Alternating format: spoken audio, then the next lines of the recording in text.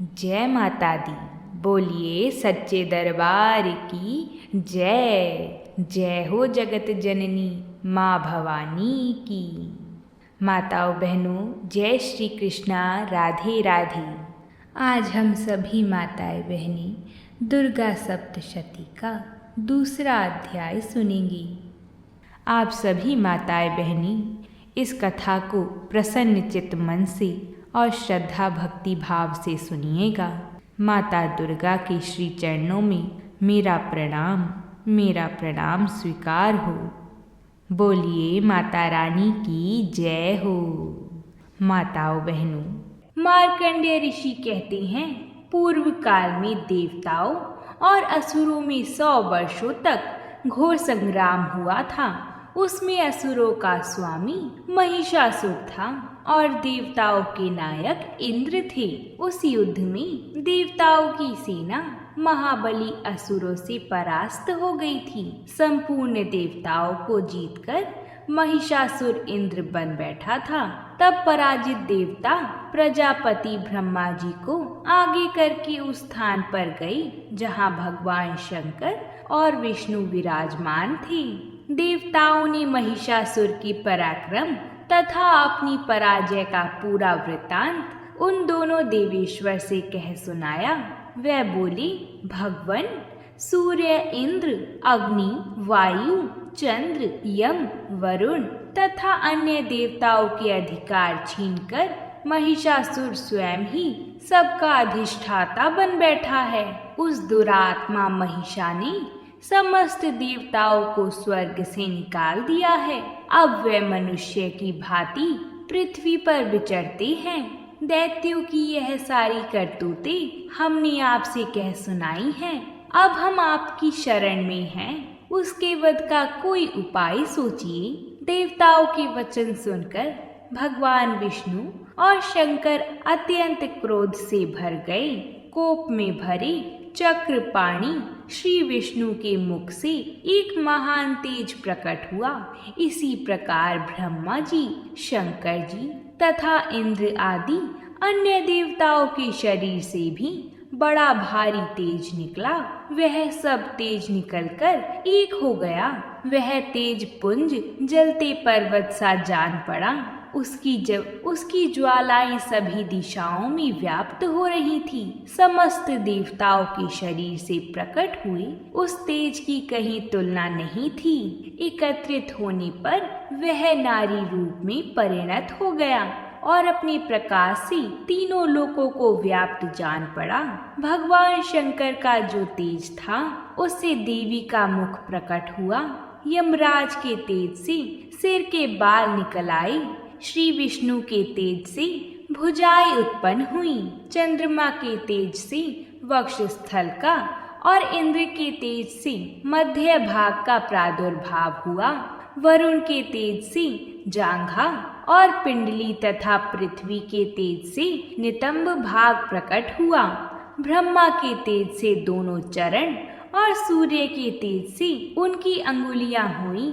वसुओं के तेज से हाथों की उंगलियां और कुबेर के तेज से नासिका प्रकट हुई। उस देवी के दांत प्रजापति के तेज से और तीनों नेत्र अग्नि के तेज से प्रकट हुई। उनकी भौएं संध्या के और कान वायु के तेज से उत्पन्न हुए थे।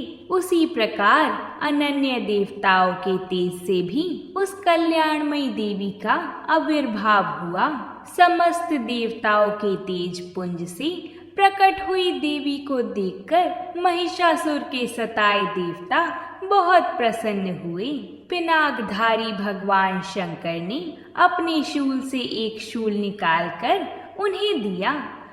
आगे बढ़ने से पहले अगर आप सभी ने यहाँ तक कथा को सुना है तो वीडियो को लाइक ज़रूर कर दें, क्योंकि आपके एक लाइक करने से यह कथा और 5 माताओं बहनों को भेजी जाती है। आपके लाइक करने से यह कथा और भी लोग सुन पाएंगे। आपने कर दिया लाइक, चलिए आगे बढ़ते हैं। फिर भगवान विष्णु ने भी अपने चक्र से चक्र उत्पन्न करके भगवती देवी को अर्पण किया। वरुण ने शंख भेंट किया, अग्नि ने शक्ति दी और वायु ने धनुष और बाण से भरे हुए 2 तरकस प्रदान किए। सहस्त्र नेत्रों वाले देवराज इंद्र ने अपने वज्र से वज्र उत्पन्न करके दिया और ऐरावत हाथी से उतारकर 1 घंटा भी प्रदान किया। यमराज ने कालदंड से दंड, वरुण ने पाश, प्रजापति ने स्फाटिक की माला दी, ब्रह्मा जी ने कमंडलू भेंट किया, सूर्य ने देवी के समस्त रोम कुंभों में अपनी किरणों का तेज भर दिया, काल ने चमकती ढाल और तलवार दी, क्षीर सागर ने धवल हार तथा कभी जीर्ण ना होने वाली 2 दिव्य वस्त्र भेंट किए। साथ ही उन्होंने दिव्य चूड़ामणि, 2 कुंडल, कड़े, उज्जवल अर्धचंद्र, सब बाहुओं के लिए केयूर, दोनों चरणों के लिए निर्मल नुपुर, गले की हंसली और सब अंगुलियों के लिए रत्नों की अंगूठी भी दी। विश्वकर्मा ने उन्हें फरसा भेंट किया, साथ ही अनेक प्रकार के वस्त्र और अभेद्य कवच दिए। इनके अलावा मस्तक और वक्ष स्थल पर धारण करने के लिए कभी न कुम्हलाने वाले कमलों की मालाएं दी। जल्दी ने उन्हें सुंदर कमल का फूल भेंट किया। हिमालय ने सवारी के लिए सिंह तथा भांति भांति के रत्न समर्पित किए। धरा अध्यक्ष कुबेर ने मधु से भरा पान पात्र दिया तथा संपूर्ण नागों के राजा शेष नाग ने, जो इस पृथ्वी को धारण करते हैं, उन्हें बहुमूल्य मणियों से विभूषित नागहार भेंट किया। इसी प्रकार अन्य देवताओं ने भी आभूषण और अस्त्र शस्त्र देकर देवी का सम्मान किया। इसके पश्चात देवी ने अट्ठास पूर्वक उच्च स्वर में गर्जना की। उस भयंकर नाद से संपूर्ण आकाश गूंज उठा था। देवी का वह अत्यंत उच्च स्वर से किया हुआ सिंहनाद कहीं समा न सका। आकाश में बड़ी जोर की प्रतिध्वनि हुई, जिससे संपूर्ण विश्व में हलचल मच गई और समुद्र कांप उठे, पृथ्वी डोलने लगी और समस्त पर्वत हिलने लगी। उस समय देवताओं ने अत्यंत प्रसन्नता के साथ सिंह वाहिनी भवानी से कहा, देवी तुम्हारी जय हो। महर्षियों ने भक्ति भाव से विनम्र होकर उन्हें नमस्कार किया। संपूर्ण त्रिलोकी को शोभग्रस्त देख दैत्य अपनी समस्त सेना को कवच आदि से सुसज्जित कर हाथों में हथियार लेकर सहसा उठा खड़े हो गए। महिषासुर ने बड़े क्रोध में आकर कहा, यह क्या हो रहा है? फिर वह असुरों से घिरकर उस सिंहनाद की ओर लक्ष्य करके दौड़ा और आगे पहुंचकर उसने देवी को देखा, जो अपनी प्रभा से तीनों लोकों को प्रकाशित कर रही थी। उनके चरणों के भार से पृथ्वी दबी जा रही थी। माथे के मुकुट से आकाश में रेखा सी खींच रही थी। अपने धनुष की टंकार से वह सातों पातालों को शुद्ध कर रही थी। देवी अपनी हजारों भुजाओं से सभी दिशाओं को आच्छादित करके खड़ी थी। उनके साथ दैत्य का युद्ध छिड़ गया। नाना प्रकार के अस्त्र शस्त्र के प्रहार से दिशाएं उदासित होने लगी। चिक्षुर नामक असुर महिषासुर का सेना नायक था। वह देवी के साथ युद्ध करने लगा। चतुरंगिनी सेना लेकर चामर भी लड़ने लगा। 60,000 रथियों के साथ आकर उदग्र नामक महादैत्य ने लोहा लिया। 1 करोड़ रथियों को साथ लेकर महाहनु नामक दैत्य युद्ध करने लगे। तलवार के समान तीखे रोए वाला असीलोमा नामक असुर 5 करोड़ रथी सैनिकों सहित युद्ध में आ डटा। 60 लाख रथियों से घिरा बाशकल नामक दैत्य भी उस युद्ध भूमि में लड़ने लगा। परिवारित नामक राक्षस हाथी सवार और घुड़सवारों की अनेक दलों तथा 1 करोड़ रथियों की सेना लेकर युद्ध करने लगा। बिडाल नामक दैत्य 5 अरब रथियों से घिरकर लोहा लेने लगा। इनके अतिरिक्त और भी हजारों महादैत्य रथ, हाथी और करोड़ों की सेना साथ लेकर देवी के साथ युद्ध करने लगे। स्वयं महिषासुर रणभूमि में सहस्त्र रथ, हाथी और करोड़ों की सेना से घिरा हुआ खड़ा था। वह दैत्य देवी के साथ तोमर, भिदिपाल, शक्ति मूसल, खड़ग परशु और पट्टिश आदि अस्त्र शस्त्रों का प्रहार करते हुए युद्ध कर रहे थे। देवी ने क्रोध में भरकर खेल खेल में ही अपने अस्त्र शस्त्रों की वर्षा करके दैत्यों के समस्त अस्त्र और शस्त्र काट डाले।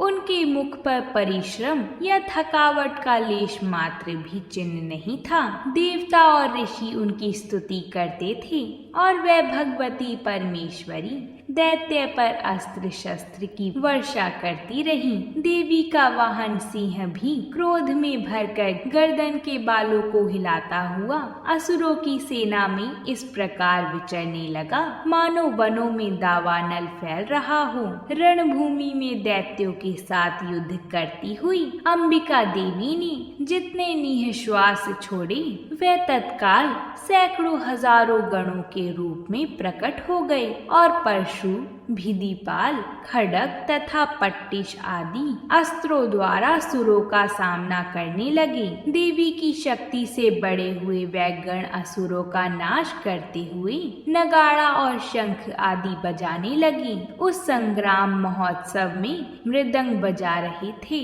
तदंतर देवी ने त्रिशूल से, गदा से, शक्ति की वर्षा से और खड्ग आदि से सैकड़ों महादैत्यों का संहार कर डाला। कितनों को कांटे के भयंकर नाद से, बहुतेरों को पास से बांधकर धरती पर घसीटा।